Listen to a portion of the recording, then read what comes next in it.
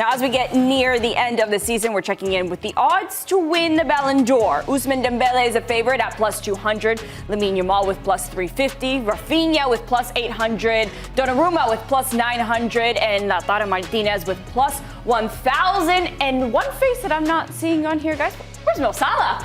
I mean, we definitely thought that he was going to be in the top 4 because whoever made the graphic, we definitely thought he was going to be in there. Listen, the one reason why I think Mo Salah has a serious shot is because you saw the odds on the graphic. Everything is plus, which means that there's not a dead-on favorite. Usually if Messi was on there, Ronaldo was on there, it'd be like minus 400 to win the Ballon d'Or. You're not making any money off of a bet because everyone knows it's either Messi or Ronaldo that's going to win. Here, there are so many candidates that I think you could make a case.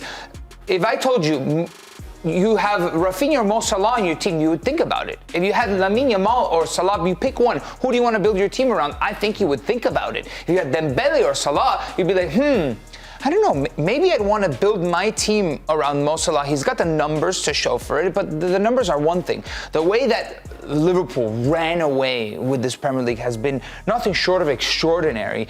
He is the best player in the Premier League, dynamic, he can score, he can assist, and I think the one thing that's hurting him, besides falling up short in the Champions League, is that the Prem wasn't as contested, because if it was contested and he did get Liverpool over the line and in these dying moments, I think there'd be a lot of hype around Salah right now. Like there is for Lamine Yamal, for example, that took his season down to the wire, and in La Liga specifically, it was very close and there were definitive performances. With the Prem done in January, it feels like we were talking less about Salah, especially after Liverpool went out of the Champions League. Yeah, his name is definitely coming out of our mouth just a little bit less in these shows after they clinched a couple weeks ago. But Zat, from a defender's perspective, what he's been able to do this season, I mean, how impressive has it been, and why we still think that he should be in the race for Ballon d'Or?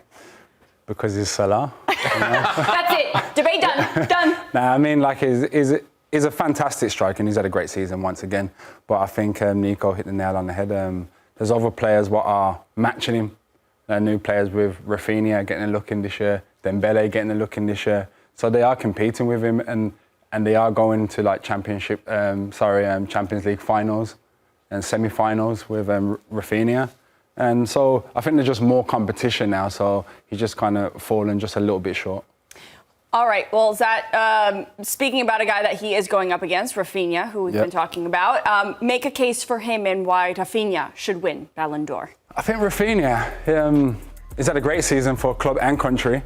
I think this is his best season ever as a pro footballer.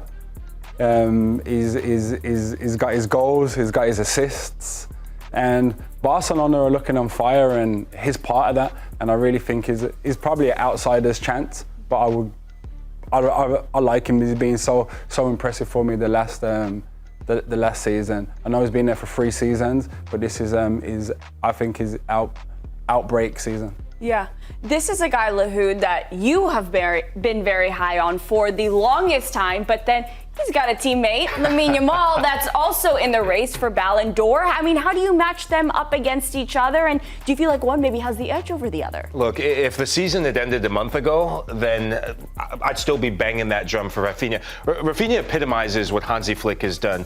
No player has benefited more from being under Hansi Flick than Raphinha personally. As a leader of that team, he wears the captain's armband, but as a killer, hope I can say that on national TV, but as a decisive player, let's say that instead. But there is another guy, Lamine Yamal, who's overtaken him in the Ballon d'Or race.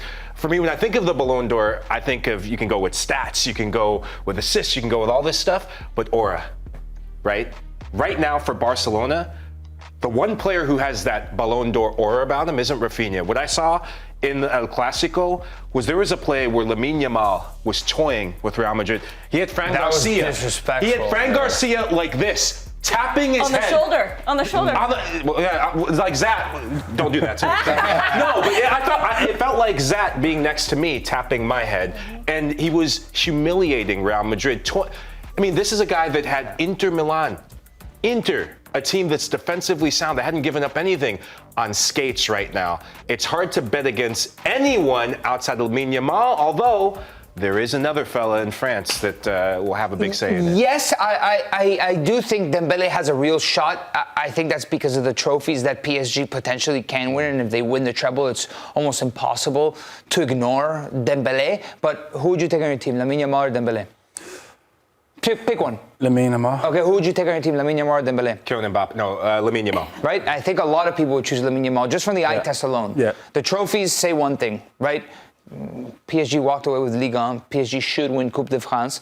But that's almost like a given, a given, because you have to go out there and do it.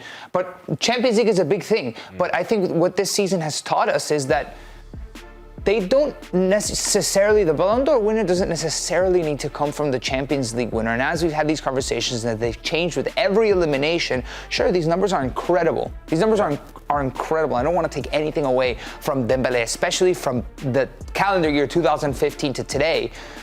But Lamine Yamal, to me, is the best player in the world, and he's not in the Champions League final. Right? You understand what I'm saying? I mean, we talked about who won the Ballon d'Or when Manchester United won the double. Rivaldo won. And I mean, I'm not going to go back to 1999 because I was 6 years old. I don't remember. But maybe that was a feeling around Rivaldo that every time he touched the ball with Barcelona, he had that Ballon d'Or aura. I think the reason why David Beckham actually didn't win it, but because when you look at Manchester United and the success that they had that season, you're going to give it to Roy Keane, David Beckham, Paul Scholes, Dwight York. And that's what could cost Lamine Yamal the Ballon d'Or. On his team this season, you have Raphinha making a case for it. We're not even talking. That's why I said Gigi Donnarumma. What about making a case for it? Lewandowski, right? I mean, and so we know that votes, as we saw last year with Vinny Jr., Champions League only, La Liga only, ultimately Jude Bellingham getting votes cost him with a Ballon d'Or. Carvajal got votes as well for winning the double. And that's why I think Ousmane Dembele is a real shout. Because if look at the teams. He's only showed up in the tournament. Imagine him. Yeah. Imagine if they lose the Champions League final. That opens a huge door for Salah to win the Ballon d'Or. Because if you're splitting votes everywhere, if PSG doesn't win it, I don't think people are going to vote for Dembele as the best player in the world. And the votes are spread elsewhere. Salah suddenly, when we said he had no chance when they got eliminated, suddenly there's an opportunity for Salah to enter the conversation again if votes are being split. Yeah. Well, especially a big narrative here with Dembele is what if he goes on to win Champions League, and especially year after Kylian Mbappe left PSG. Yeah, I mean, it would be a great storyline. I still do think that there's an opportunity for somebody else to take it.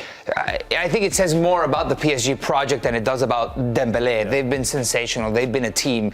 And who knows? Maybe Dembele would have left, Mbappe would have stayed, and they would have been firing on all cylinders. Who knows? So is this the first time in a long time that we've had so many candidates so close? Because normally there's a winner straight away, and you think, like maybe for the last 3-4 months you can point at one player, but right now we're standing here looking at maybe 4 or 5 players. We grew so accustomed to Messi and Ronaldo dominating Europe as the best player. I mean, they were the best players in the world for 15 straight years. And sure, there was is Messi going to win it this year? Is Ronaldo going to win it? But when we split hairs, we split them on the side of collective honors. And either one had won a lot of trophies or the other one didn't. So there was a clear front runner. I think you can make a case this season for so many players. How much more exciting is it like this, though? I mean, we're seeing so many incredible players that it kind of feels like maybe regardless of who wins, you go, okay, yeah, fair enough.